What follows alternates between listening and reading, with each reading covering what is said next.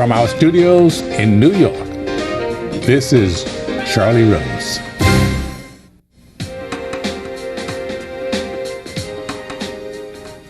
Morgan Freeman is here. In 1994, Nelson Mandela was asked who should play him in the movie of his life. His answer, Morgan Freeman. 15 years later, Freeman has just done that. He stars as the South African leader in the new film Invictus. It is the story of Mandela's effort to unite his country, using perhaps its most divisive symbol, the Springboks rugby team. Here is the trailer for the film. I thank whatever gods may be for my unconquerable soul. I am the master of my fate. I am the captain of my soul. Today, President Mandela takes office in Pretoria, balancing black aspirations with white fears. Remember this day, boys. This is a day our country went to the dogs. Brothers, sisters, this is the time to build our nation. All of the whites are cheering for South Africa. All of the blacks are cheering for England. How long before the World Cup? Don't get your hopes up. We're a damn disgrace. I've been invited to tea. Who? The President. Tell me, Francois, how do we inspire ourselves to greatness when nothing less will do? How do we inspire everyone around us? What did he want? I think he wants us to win the World Cup. This rugby is a political calculation. It is a human calculation. According to the experts, we'll reach the quarterfinals and no further. According to the experts, you and I should still be in jail. Times change. We need to change as well. We'll become more than just a rugby team. Did you ever imagine this? How could I? Listen to your country. Now you spent 30 years in a tiny cell and come out ready to forgive the people who put you there. I am the master of my fate. I am the captain of my soul. I am pleased to have Morgan Freeman back at this table. Welcome, sir.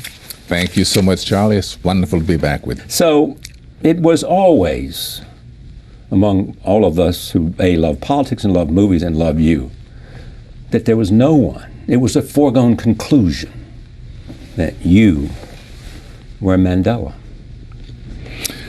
Well, after he said that, how could it go otherwise? No other way. No. Right. No. And, it's a big honor. I say, right, okay, fine. I don't know of anybody who has more respect than he does over a wider range of people in the world. No, there couldn't be. He's earned it with his life, from the time he stood up in court and said that a democratic world was what he lived for and was willing to die for, and had his sentence reduced from death to life. He's been our hero. And even a hero to his jailers. Oh, yeah. Yeah. Because he learned or knew that kindness was the most potent weapon at his disposal, and he used it. He coerced them with kindness. And revenge would be too counterproductive and destructive. Oh, it would have destroyed the country. It would have gone up in flames. It would have been the Congo. It would have been, what was that country Rwanda was in? Yeah. So, when he first mentioned that you should play him, were you in his presence at that time? No, I wasn't. But I was in South Africa at the time. And when did you first meet him? And I met him right after he left the presidency. Yeah. Yeah, Anand Singh arranged the it. film producer who made this movie. Yeah. Well, he didn't make this one. He had the rights to Long Walk Oh, to that's Freedom. right. That's right. And so he was, of course, orchestrating all of my meetings with Madiba. So I told him, well, okay, now. Madiba's what Mandela's Yeah, there's his called by tribal his name. friends, right? Yeah. And everybody in South Africa calls him that, and everybody who knows him well calls him that. So I'm sorry. Anyway, I told Anat that I needed to get to him, and he organized a meeting. And I told Madiba, I need to be able to see you as often as I can, to get close and hold your hand. And he said, of course, you know. And we did over the years. I saw him all around the world, and we would sit and talk, or I'd just watch him and learn him. What did you see? The basic thing that you need in order to play a living human being, I think, is what goes on inside, how much energy is needed to be that person. And with Mandela, it's a very low energy ebb. Right. He's very quiet. Inside, he's quiet. And I learned that, and then that's the main drive. You have to learn patience in part if you're him. Yeah.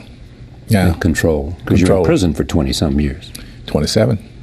Yeah. All told, 27 years, 25 on Robben Island.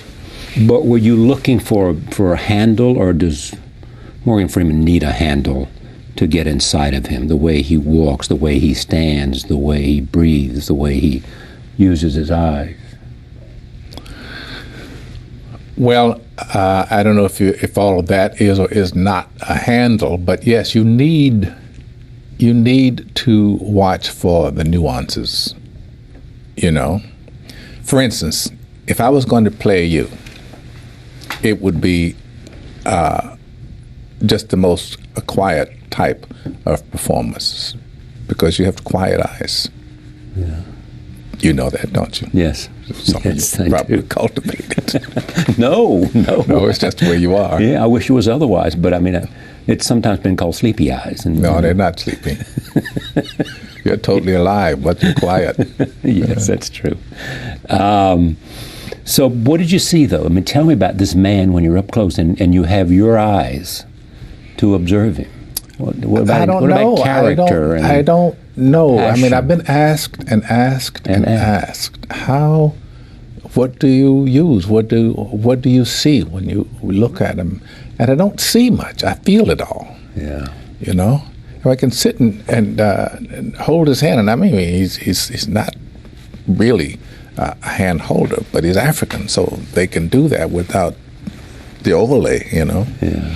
And I explained to him why that was important to me, and he allows it. So it's not, I really have trouble explaining it, because I think it's sort of like intellectualizing what I do, and I can't. No, I understand. I'm not asking you to do that. I know you're not. It's just. But there is some. If you say Nelson Mandela and ask somebody to choose a word, Right.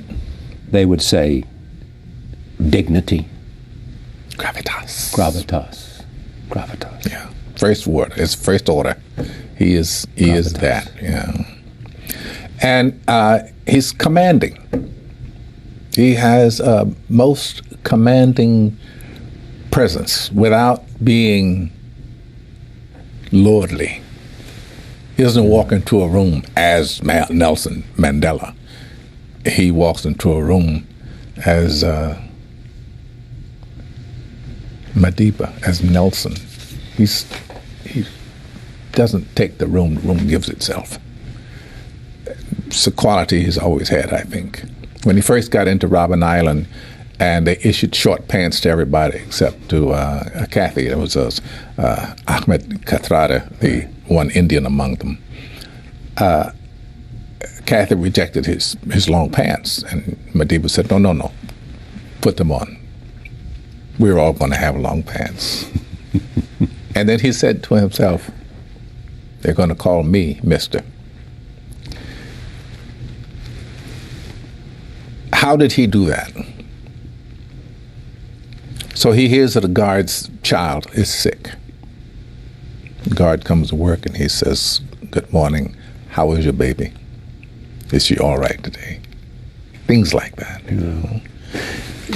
You know, and you've even been quoted as saying this, I understand why they want Morgan Freeman. Morgan Freeman, know who Morgan Freeman is. Mm-hmm. I know what he has done. I know what he can do. And therefore, I know why they want Morgan Freeman. Nelson Mandela understands who he is. Yes. He understands what it means to be Nelson Mandela. Yes, yes. It is, for him, was, because I got something to tell you. It was for him a big obligation. It was the obligation of his life. He doesn't feel like the big success that we all hold him up as. He thinks of himself personally, deep inside, as a failure because of his family life. He couldn't do both. South Africa became his family. Yeah. And so his obligations to his village, to Winnie, to his son, Zenzi, that it weighs on him today. And it infuses his being with a sadness. He wasn't the father he would like to have been. That he feels he should have been. Should have. And you? Pretty much. Same. Same thing. Yeah. Because you wanted to be what? I wanted to be an actor. But you wanted to be good. You wanted to be not just an actor. Well, if I could be one, I was going to be a good one. You were going to be a good one. Yeah. Roll tape. Here it is. I've got a grandson who is 4, who turned 4 in September. I asked him on his birthday, "What do you want me to buy for you?" He said, "I want a motor car." I said, "Let's go to the shops." We went. We got out of the car. He was holding my hand, my left hand. And we went to the shop which sells motor cars. But as we walked in, crowds milled round and they shook my hands. Now, he left this hand and came to grab this hand. Yeah. So I said to him, "Well, can you hold this hand?" He said no. He held his hand because he saw me greeting other people with his hand. I stopped being his grandfather. I was now a grandfather of so many people he did not know. He was so upset that even when we entered the shop with vehicles, with motors, he was no longer interested. That is the type of experience we're having. A grandfather who is a grandfather not of my grandchild, but of the people around. It's a very painful experience, but nevertheless, we have to commit ourselves completely to the organization and to try to hope that your children and grandchildren will understand. Your response? Yeah. Yeah. That's exactly what you were talking about. Exactly. Yeah. It's that hope that someday you'll be forgiven. You'll understand. And you feel the same way? Yeah. Mm-hmm. But would you make the same decision if you had it to do over? Absolutely. I would too. Yeah. Because you would never have been happy if you had not discovered what you were made out of. Yeah, exactly. Me too. Yeah. In a different way than you or Nelson Mandela, but anyway. I've never understood, because it's such a powerful life, why A Long Walk to Freedom hasn't been made into a movie, or has it? No, it hasn't. The problem with it is, as a movie, that the book, there is just entirely too much information in it, and no one has ever been able to reduce it to an essence. Because I think if you were going to try to do Long Walk to Freedom, you would do it as a 10-part series, you know. Not a bad idea. Yeah. Somebody might think of it that way. Would you do it as a 10-part series? No. Because? I've done it. And this offered you the opportunity to find the slice that defined him. Exactly. Exactly. We had just a wonderful story that came together from George Carlin, who wrote Playing the Enemy. Right. And I think that he and Tony Peckham, who wrote the script, sort of combined efforts, shared information. And Tony wrote this incredible script. And that's it. You don't need to go any further than that to define Mandela as president of South Africa. So we come out of this knowing what about him? I think we come out of it having some idea of who the man was and how he thought and operated. So tell me the story. This story that this film tells. When he was elected president, the country was smoldering, it was ready to explode. They were not prepared to accept him. They were not prepared. Some of them. Yeah, right. And they were inside every institution in South Africa. Yes. You had Buthelezi over here with the Zulus.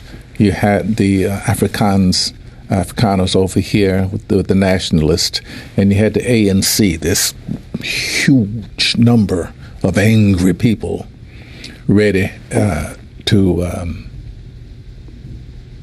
take revenge. And then all the firepower over here with the Afrikaners. And the Zulus not necessarily wanting to be controlled by the ANC. So these three factions are ready to go at each other's throats. What is he going to do to settle this, to quiet this, to pour water on this smoldering fire? And it's a big challenge for him, huge. And I think he got the idea, and I don't say this with any certain knowledge, when it was reported to him that the Sports Commission were voting to disband the Springboks, to eliminate everything there was about the Springboks. Springboks being the South African rugby team. Yeah, the symbol of apartheid and its brutality. And he went and told them that is a mistake, and explained to them why, and had them take the vote again, and they changed the vote. Now he's got something he can work with. He goes to the UN. He asked to let them have the rugby World Cup in South Africa, and this is a country that had been sanctioned for years, and they couldn't play any place. They said, okay. He goes back and he said the World Cup is going to be played here. Then he says in so many words, and we have to win it. That's why he called on Francois Pienaar. Played by Matt Damon, and said, how do we inspire our people to greatness? Made that wonderful speech about exceeding your own expectations. Says we must all exceed our own expectations. And Pienaar understood he wants us to win the World Cup. And they did. And it was every South African today who was alive on that date in 1995 remembers it like we remember the death of JFK. The president, yeah. Because it was magic. It was the country was just it came together as one, and it never quite separated. This is the thing. This was the most powerful thing about it, that it never quite separated, never went back to its old self.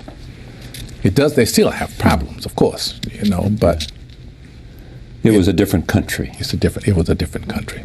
Still is. And the genius is he understood the possibility. Yes. That's why he says sports has the power to change the world. To reach out. Yeah. The poem.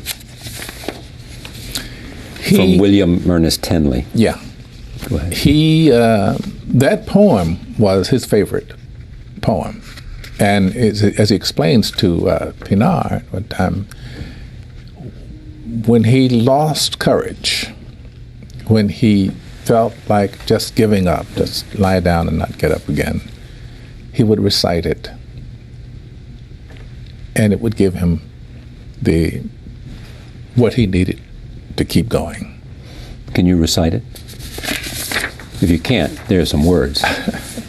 Out of the night that covers me, black as the pit from pole to pole. I learned it when I was in school. Yeah. Did you really? Yeah. I think whatever God there may be for my unconquerable soul, in the fell clutch of circumstance, I have not cried aloud. Under the bludgeonings of fate, my head is bloody, but unbowed. Beyond this place of wrath and tears looms but the shadow of the shade. Yet the menace of the years finds and shall find me, unafraid. God. Matters not how straight the gate, how punishment charged the scroll. I am the master of my fate. I am the captain of my soul. This is a magical moment in the history of this show to hear you do that. Wow. Thank you. And he had it, and he memorized it, and it was his anchor. Yeah. When the winds were at their worst. Yeah. And he wrote this poem out and gave it to Francois. Yeah. And I think it served the purpose it needed to serve. Because when Francois and the team visited Robben Island, this poem played in Francois's head. And I think he knew then that not only did they have to win, but would. I want to see some clips and have you talk about them some. We've already covered some of the area. But first, how did you get Clint Eastwood involved?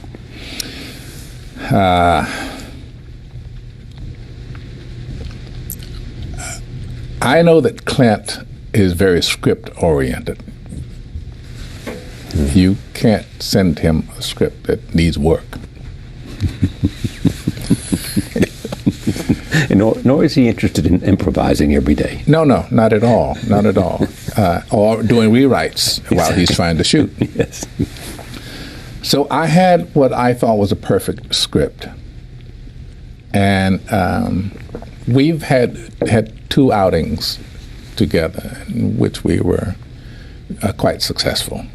Yes, I would say so. And I thought, okay, so $1 Million Baby and Unforgiven, if you are short of memory. And I thought the perfect director for this would be Clint. Because you knew what about him? His feel for storytelling. He's a master. He really is. He knows if a story is dragging, if it needs. I don't know how to tell you what it is, but he's a master storyteller. If you've seen any of the movies that he's directed, they move along. There's no moment when you want to turn your head or get up and go get popcorn. He's really good at that. What is that? That's part of his genius. What else? Casting, setup. His set is. He says, he likes to have a set that it encourages actors to feel secure, and he does. It's quiet, and everybody who works with him wants to keep working with him. Yes. Here's a montage of films directed by Clint Eastwood featuring Morgan Freeman. Take a look. Believe. Let me go back to Clint for a second. Yes. You think he should have won? Absolutely. I think he should have For won Best Actor in Million Dollar Baby. For Million Dollar Baby. Yeah. Yeah. Yeah. Here's what he said about you at this table. Roll tape. Do you direct someone like Morgan Freeman? Well, we talk about the part a little bit, but what I do is I just he'll come up with suggestions. We come up, and he's got He's a one-eyed person that lost his eye in a fight. Lens in his eye, and we talk about little technical things, but we don't really.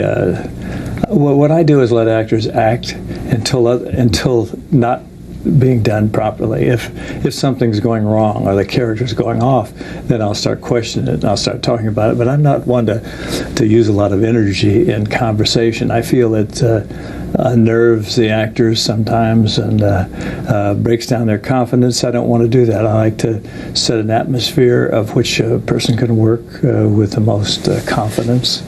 And they have to have, and I like to have people be confident in their instincts. And a guy like Morgan Freeman has terrific instincts. I don't want to use a lot of extra words, a lot of extra energy. No, he doesn't. He told one actor one time who wanted to just talk about the parts. Let's not screw it up by talking it to death. Is that right? Script is important to you. I mean, you rely on a script if it's good. Oh, yeah. Yeah. I mean, you don't need to go do and watch every film on Nelson Mandela. You'd already met him. You didn't need to read every book. No. You didn't need to find. It was there in the script. Most of it's on the page. There are things about Madiba that you want to do, just because they sort of establish him for you. You know, if you watch him sometimes and he's talking, he'll do something like, do that. Well, you know. And so you would do that. You know, it galvanizes people who really know him. You know, because his daughter said, "How do you know to do that?" Let me hear the voice again.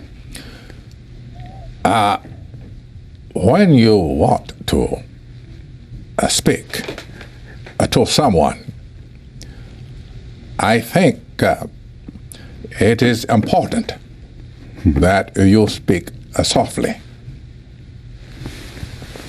I agree with.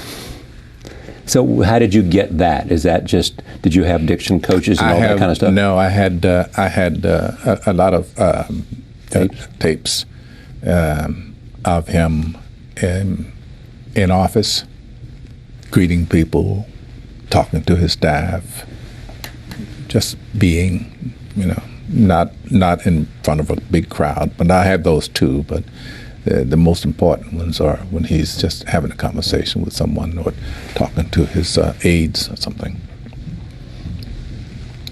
Playing a living person. Yeah. Harder? More challenging. Challenging. Yeah. Mm-hmm. I've done it twice. A picture called "Lean on Me." I played a principal, right, in a high school. Yeah, we shot it at his school. He was there every day. Joe Clark, and every morning, he was the most amazing man. Joe was. I would go with him in the morning. I'd go find him, and he would go out into the hallways and greet the kids as they were coming in, and to see how those kids responded to him, what a positive image he was in their lives. And he called names, just almost every kid in the school. And he was always asking about family and how was your mom, and did you get the card I sent, and did you do that? And it's just on these kids, you know. And he said he never chastised them. He would delegate that to someone else. He inspired them. Yeah. But he was the one I learned about holding hands with, because he had high energy level. Yeah. A lot going on in Joe all the time. So to play him, you get that going. You started on stage here in New York. Yeah. Made your first film in the 80s, I think, wasn't it? Well, actually, I was my first film in 1969, but it was something with Jack Klugman. What I remember about it is that they kept rewriting it, trying to get more for me to do in it. I was very flattered. But you have no desire to go back? No, listen, as a kid, growing all the way up, I always wanted to be in the movies. And so on stage in New York, you do a play, you get good reviews, and all your friends will say, oh, yeah, this is going to take you to the coast. This is the one, you know. Yeah. And it took forever, seemed like. To your 50s? Yeah, until I was about 50 years old. Yeah. Now, is that better in some ways? Oh, yes, it has to be, you know, because that's the way it was. Yeah, exactly. That's the only thing you know. You weren't a hotshot like, say, Warren Beatty at 22 or something. No. Yeah. But it does give you some grounding, too. Oh, yeah. I think that what happened with me was what should have happened with me, you know. It's just, all right, bide your time, do your work, and when it happens, you'll be ready. And thank God for longevity. Yeah. Yeah, absolutely. Is there a role you want to play? It used to be bandied about that Morgan had to play Othello before he died. Well, I did, and died.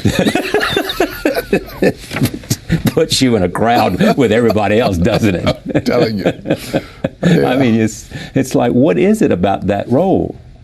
I don't know. I'm telling you, but it is very, very difficult to play. You know, I just don't. I didn't.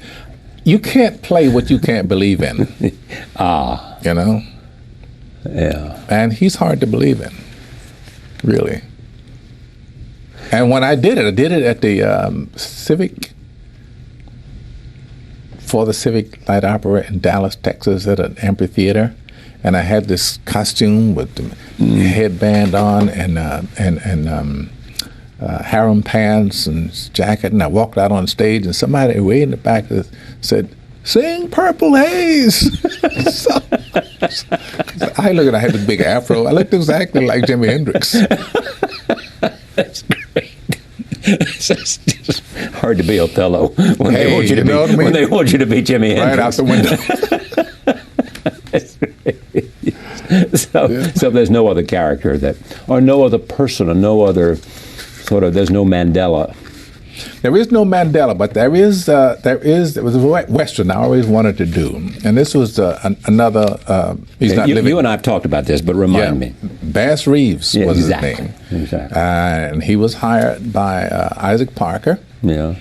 Who hired 150, 200 deputy marshals, because his mandate from the United States government was to clean up the frontier, which was Oklahoma Territory, Indian Territory, where all the outlaws were. And he was one of the great deputy marshals we don't know about. But why can't we get this movie made? Can't get a script. Can't get a right? script, yeah. Hardest thing about making any movie is getting a script. That's why you'll see 17 different scripts. Yeah. But why is that so hard? Because different people do different aspects of script writing. Yeah. Well. Yeah. Some are good at dialogue. Some are good at plotting, narrative. Yeah. Some are good at character. It's most of the time everybody has a sort of a formula. You know, for writing, and pretty soon when you read enough of them, you spot them. You know, so well, I need someone who's clever, not formulaic. No, exactly. But Clint loves to direct. He likes to mix it up. Yes. You don't. No, and he's done acting. He said, "I'm not. This is it." He's having a great time directing. You know, he's always working, but. You know, yeah, he used to mix it up. You know. Are you capable of a poor performance? Oh, yeah. Are you really? Mm-hmm. And you know it? Yes, yeah. Then why would you have a poor performance? Well, I take a job for money and not believe what I'm doing. How many times have you done that?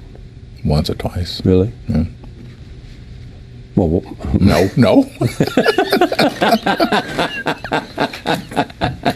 Zip it up, Morgan. There's nothing to be gained. Nothing to be gained by that.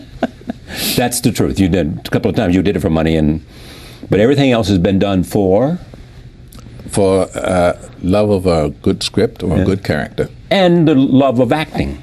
Well, yeah, that Right. I think that's the first You order of love business. doing it. That's why you and I are lucky. Yeah, You do what you love. I really love doing it. Yeah. Because I think I was born to do it, and I'm lucky enough to have gotten the chance to live it. Actually be able to make a good living doing it. It's been everything you wanted. Everything I wanted. Yeah. And all those characters, from Mandela to Unforgiven to, I had a list of them here. It was just unbelievable. Go all the way back to the pimp and Street Smart. Yeah, exactly. All the way back. And just go through them from working with Jack and Bucket. Yeah. To the Bucket List. Bucket List. Yeah. Robert Redford in An Unfinished Life. Yeah. Shawshank Redemption. Yeah. Tim Robbins. So you're going to put only 5 of them up in on a the board. special place. Yeah. Okay. Which ones would it be? Yes, sir. All 3 of the ones with Clint. Unforgiven. $1 Million Baby. $1 Million Baby. And Invictus. Those 3 out of the 5 right there. Yeah. Well, let's make it 10 then. Glory. Denzel. Yeah. I put Street Smart in because it was such a wonderful character. Yeah. I really liked playing. And that was the movie that just sort of like pumped me, showed me right into Hollywood. Because they said what after seeing that? Who is that guy? Because he compelled them to watch on the screen. Yeah. Yeah. Yeah. They didn't know me in Hollywood. They knew me in New York. Yeah. It was a big thing for me. And the glory part of that movie coming out was it came out the same month that we opened Driving Miss Daisy on stage. I was going to mention that, yeah. Yeah. Where would you put that? That's in the top 10? Yeah, absolutely. A pretty good actress, too. Pretty good actress. And both on the stage. On the stage. And who did it on stage? Dana Ivey. Oh. Wonderful actress. And Jessica Tandy did it. And Jessica did it in the movies, yeah. I had a wonderful time. Interesting thing about working with Jessica on that movie was that she wouldn't go and come near me. We shot it in sequence. Yeah. Yeah, and she would hardly speak, And as the movie progressed, our friendship progressed. She did it just the way Miss Daisy did it. And so she was right, because it worked for her. It worked for her. It worked for me, too, actually, Yeah, it didn't take me very long to understand what she was doing. Yeah. Could you look at the films of the last 10 years and say, let me show you why I'm getting better and better, why I'm improving, what I've learned? What I've learned is the best question. No. Couldn't? No. You don't know what you're doing different today than what you did. I don't feel like I'm doing anything different today. You got it at a certain page, and now you're just simply giving it different voices. Yeah. Yeah. And that's my take on it. That's what I think. I've always been pretty good at it. And of course, it doesn't matter what it is that you do. If you continue to do it, you're going to get better at it. Why you're getting better, I'm not quite sure. Right, I know you can't. You can identify. I want to come back to Invictus. This is a conversation between Morgan and Matt Damon, in which you're talking about the poem that Freeman read so brilliantly. Here it is. And it helps. Matt did a good job too, didn't he? He did a great job, and that was a magic day of filming. We shot that scene all day. With all the different setups from the time he comes into the office until we finish that little scene there. And I'm asked of all of the scenes in the movie, which ones were your best, and that was one I walked away with thinking, gosh, that was great. No, because? Well, it's just the connection that was made between Matt and I with character, There were those two guys, and it was just great fun. I couldn't even get out of character that day. You know, just kept. He walked around as Nelson Mandela. As Nelson Mandela, yeah. And there's a guy named Saul Kirshner who's is a There's a real company estate called developer. Sun West or Sun something. Your son, well, he has a big. Sun Resorts or Yeah, whatever. he has these Atlantis hotels. Exactly. And he opened a hotel in Cape Town, I think it was, called The One and Only. And Right. He's got a series called The One and Only. Yeah, and the night after we shot that scene, the night of that scene, we went to this big opening. And I was still walking around as Mandela. This is great. Yes. I couldn't give it up. Yeah. Has he seen it, the movie? Yes. Yeah. Have you talked to him? No. I mean, I was sitting right next to him while we were watching it. You know, I was looking at him. The one thing he said when first saw the character, and he says, Lee Dolan says, "I know that fellow." That's great. Yes, I know. You know, he's had a remarkable second marriage, though. Yes, yes. Graça Michelle, wonderful lady. Yeah. And his sense of his own legacy is what? Nobody remembers. Nobody remembers.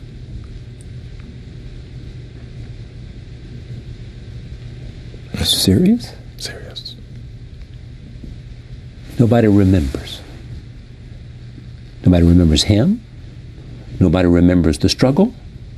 Nobody remembers him. Him. The struggle will never go away, but he doesn't know if his part in it is appreciated. He told you that. He just says it. I don't know if anybody will remember. Well,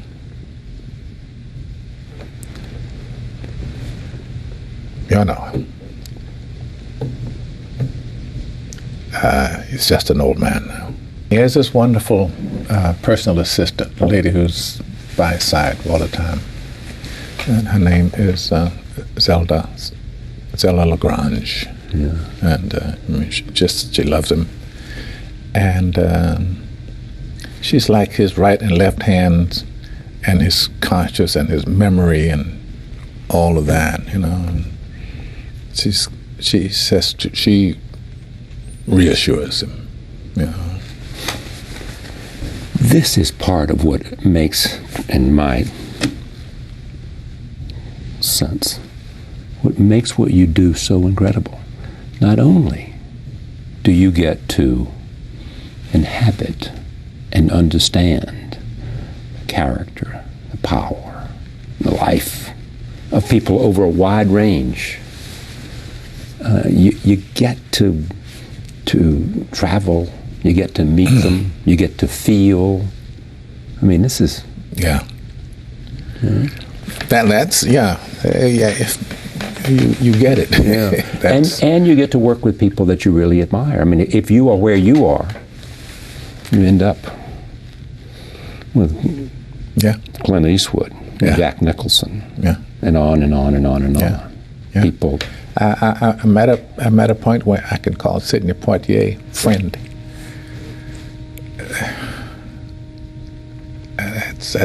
That's amazing. Means what to you?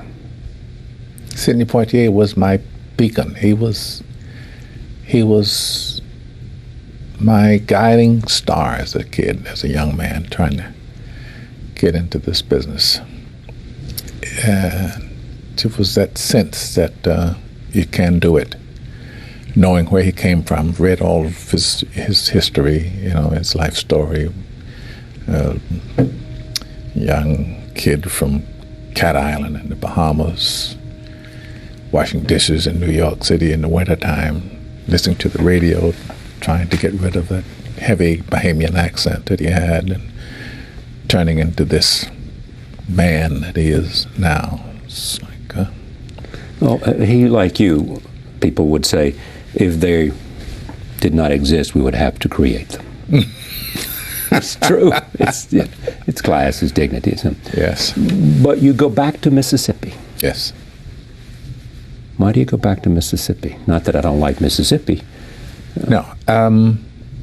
In which you have the choice of anywhere in the world. Yeah. When I left, and I graduated from high school. Right. Like smoke, gone. Me too. Yes, right. But I did traveled around. Find a place where you can stand. Yeah. And in all the places I went to, the thing about Mississippi is it's a racial. It's a racial thing, And I found it everywhere. It exists everywhere on some level. And I started going back to Mississippi in the 70s. My parents had moved back, bought land, and were well ensconced there. And I just go back, and it's quiet and lovely. And so, this has always been the comfort zone for me. So you go to the supermarket, and they know who you are, but they don't need to ask you for anything. Right. I can go buy a tube of toothpaste without becoming an event. Yeah, exactly, because they've seen you before, mm-hmm. And proud of it. There is also this about you. At 65 years old, you got your pilot's license. Mm-hmm. As a young man, you went into the Air Force. Yeah. As a mechanic? Well, I went in my flying as a jet pilot. But when I came out of basic training, I was going to go to radar school as a radar mechanic. Right. Yeah, something I have no aptitude for at all. Radar. You've been in because you wanted to fly. Way back then, you wanted to fly. Yeah. And you didn't get your license until 65, which is important for two reasons. One, you still got them. Yeah, still got it. Yeah. But go ahead. Flying a jet. A jet now? Oh, yeah. It's my third. I got it. Do you sail anymore? I haven't sailed in I guess maybe coming up on 4 years now. I got busy, and then I had the accident. So I effectively automobile accident. Yeah, I effectively don't have the use of my fingers on my left hand, and that old saying, "One hand for yourself and one for the ship," it's very true. So if you only got one, who's going to be for? So you're working on it. Yeah. Constantly. You once said that you wanted to go to sea on your boat. You wanted to sail into the ocean because there was something elemental about it. It was life and death if you didn't know what you were doing. Yeah. You were tempting the gods. You are. I live a life of make-believe. And beyond a life of make-believe, there has to be a life of reality. And you and the sea, that is the ultimate reality. The ultimate reality is being at sea, on a boat. My stomach is talking to me, too. And there's nowhere to go. No, you can't run. You can't go downstairs and go next door. No, you can go down below, and people have died that way. Panic is the one thing you have to stand up and face at sea when things get bad, when they really get bad, when you learn how implacable nature is. I got one more minute here. Do you worry about that?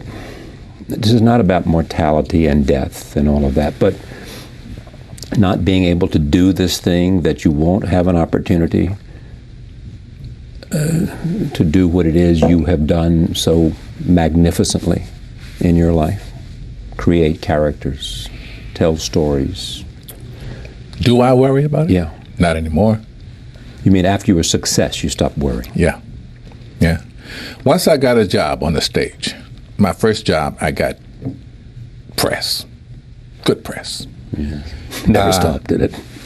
Yeah, and you don't need much if this is what you really, really want to do. You don't need much in the way of reassurance. And, you know, for the New York press to say, wow, that's it, you're off and running. And just feel like, okay, I can do this, I can make this work. Thank you. Thank you. Great to see you. Always. Morgan Freeman for the hour. Thank you very much. We'll see you next time.